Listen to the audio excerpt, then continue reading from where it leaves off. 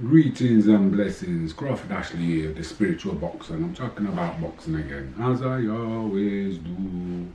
Well, it's story time, and there's like two stories I'm thinking of telling. One about Micky Duff. I've had kind of like two interactions with Micky Duff, and one was when I won a fight and I felt absolutely terrible about winning the fight, and I don't know which one to start with.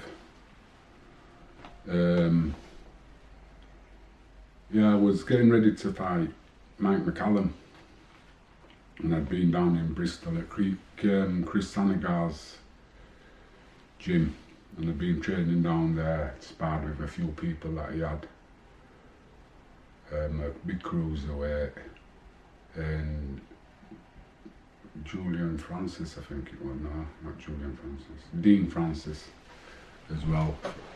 Good sparring I had. And as I was coming up to Newcastle, I got a phone call from Frank Warren saying that Mike McCallum had turned up. But not to worry about it, because he's got me a replacement, but he can't pay me the money he was supposed to pay me. So what I did is I phoned my mate up and I told him about the tickets, because I sold a load of tickets, and I told him I'd give him the money back because I'm not fighting Mike McCallum now, and I don't think it's right that they spent that much money for me to fight somebody else.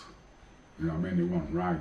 I was supposed to be fighting Mike McCallum, and I've trained for Mike McCallum. I was ready for him, man. And when I found out he wasn't coming, I was disappointed, man. I was gutted. And I had a rant from, I don't know where it was, but Tony said I had an argument with myself for about 2 hours. I was fuming. And when I got there, I boxed an unbeaten cruiserweight called Ray Kane. I think he was ranked number 10 in the cruiserweight in Britain. And to me, I classed him as a friend. I'd been over in Ireland, I'd sparred with him a few times. He was up and coming, and he was ranked in the top 10, he was unbeaten in 10.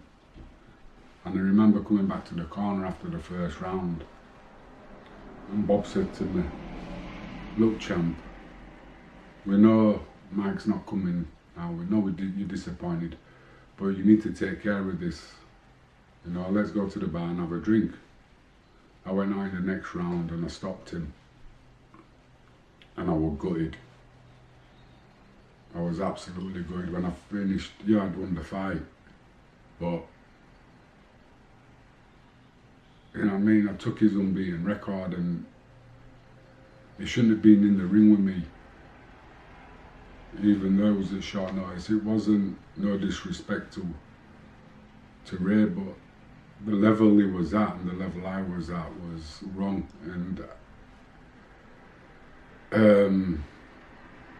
Barney Eastwood knew that. But I think he was going to catch me on an off night, because I've had a few off nights where I just couldn't be bothered, and maybe they were hoping that the disappointment with me not fighting McCallum could have caught me like in a depression, which normally it does. But after the fight, I felt bad, man. I felt really bad. And I just went back to my hotel room and just chilled out. I didn't go out celebrating, didn't have a drink. I just couldn't be asked. I just didn't think it were right. But that's that one. And the next one was Micky Duff. I was having problems with my management team, so I was looking for others. And Micky was putting a show on at Leeds Town Hall, and he invited me down there, you know, to have a chat. So I said, all right, then I'll come down. And as I got to the entrance where you pay in, I seen Micky, and he looked at me, and he turned his back on me, and I had to pay into the venue. So I walked in, and I just walked straight past him and went upstairs and just sat on the balcony and just ignored him. I just thought, you invited me down here to speak to you, and I've got to pay into your show. Wow. Anyway, I watched the show, and after the main event, I think was Henry Wharton and somebody, there was 2 other fights on, and they were the best fights of the night, so I got my value for money with them last 2 fights that most people missed. And then I was coming out of Maloney's office. I was looking, this was my first sort of like meeting with Frank Maloney, and I was with Tony. We'd gone down to his offices, can't remember where they were, but in London somewhere. When I've come out of his office, my phone's rang, and it's Micky Duff. Hi Crawford, are you looking for a manager? I went, no, I'm not looking for a manager, I'm looking for a promoter. He says, well, why don't you come and have a word with me? So I says, okay, where are you? He said, I'm at the Queen's Hotel in Leeds. I said, oh, well, I'm in London. He says, oh, well, wait for me. I'm getting the train up there. I says, nah, man, I'm coming back today. Don't like London. I'm going to come back up to Leeds. He said, I'll wait for you. I went, I'm driving up. He says, I'll wait for you. I'm at the Queen's Hotel. This journey from London to Leeds must have took me about 4.5, 5 hours. And when I get in there, he's still waiting for me in the, restaurant part. And I've walked in, and he stood up and he's held his hand down and he says, I don't promote any boxes I don't manage. And I went, so what are you speaking to me for? He says, because I don't want to manage, I want to promote her. And then he says, just sit down and listen. So I'm sat down and I'm listening to him, and he's telling me about all these people who've got less talent than I've got, and he's made them world champions. Oh, that's nice. You've made them world champions. They haven't done anything, you've just made them world champions. This is like me thinking. Then he tells me what he'll do for me. And he wants me to sign a 3-year contract. Now I just looked at him and I just says, can you guarantee me £1 million? He went, no. I said, so why should I sign a 3-year contract with you?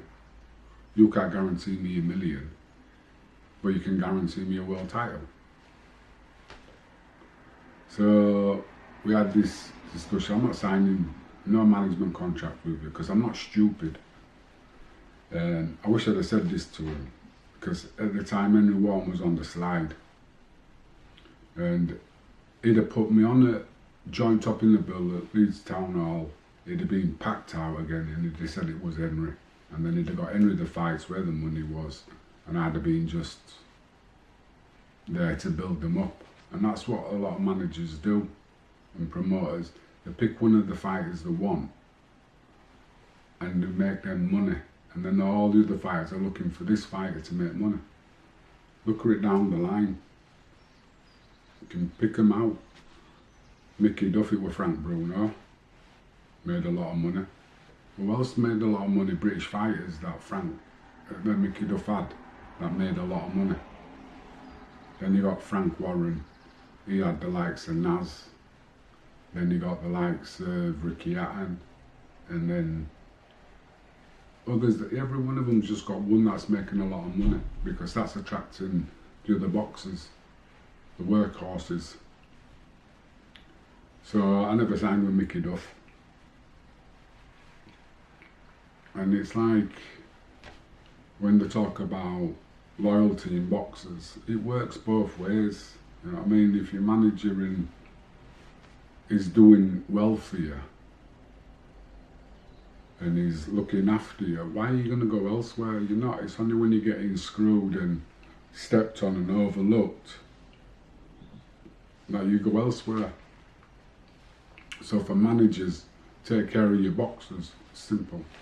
You know what I mean? Your job for 25% is to get them the best purse possible, not to fatten your bank account. You know, it's like most managers I see, the pimps, they don't do anything for the fighters.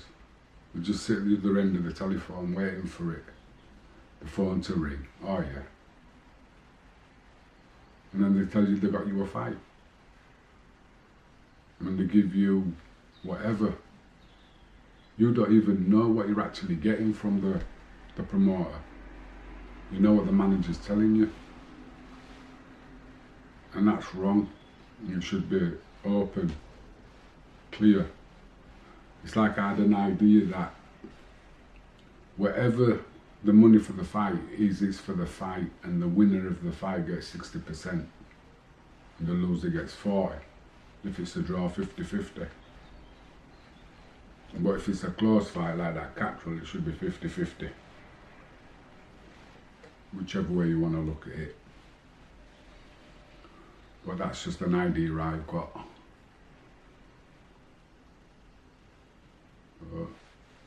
I have a big problem with managers.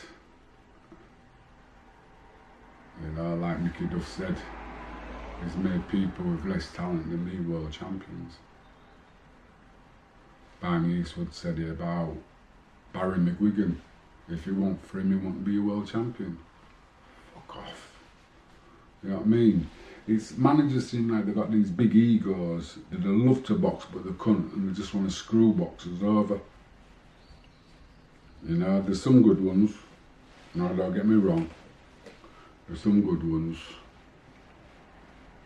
You know, I've heard Josh Warrington, manager, is a very good manager, and I've heard that Josh keeps signing with him, so obviously he's doing his job. So why do other managers look at people like that when the fighters are re-signing? Because they're doing, you know what I mean, they're doing good. They're doing the job, they're doing what they're supposed to do. And the fight, it's leaving them time for the fighters to fight. Anyway, that's a little rant about managers. A lot of people know I don't like managers.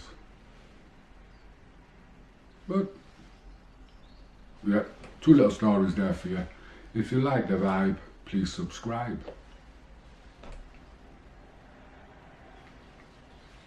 Leave a comment if you want me to talk about boxing, my stories, or about technique and how to feint, how to counter punch, you know what I mean, how to build up throwing combinations, or even just talk about the basics, stance, footwork, what to do.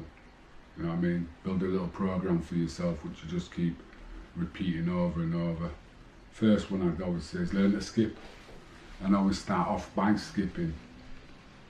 You know, do 2 or 3 rounds of skipping, it gets you warmed up, and it's also great for movement around the ring. It's the same kind of like muscles you use on the balls of your feet moving around the ring. So learn to skip and use that as you start, as your warm up. Anyway, again, I'm out. Bye.